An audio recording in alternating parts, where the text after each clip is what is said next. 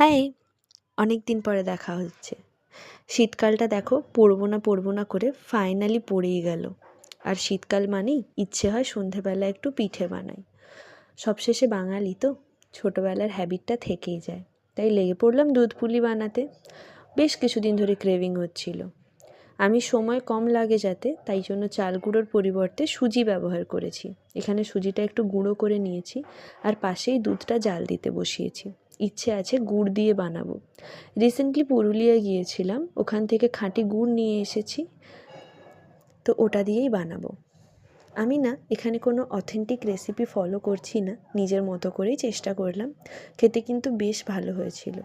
তোমরা যদি বানাচ্ছ তাহলে কিন্তু আমাকে অবশ্যই জানাবে। সব শেষে না একটু সুজির মিশ্রণ আর একটু পুর বেশি হয়ে গিয়েছিল, তো আমি ভাবলাম ওটা দিয়ে একটু পেরেখি বানানো যাক। যারা তোমরা ময়দা বা গ্লুটেন অ্যাভয়েড করতে চাও তারা কিন্তু এভাবে বানাতে পারো।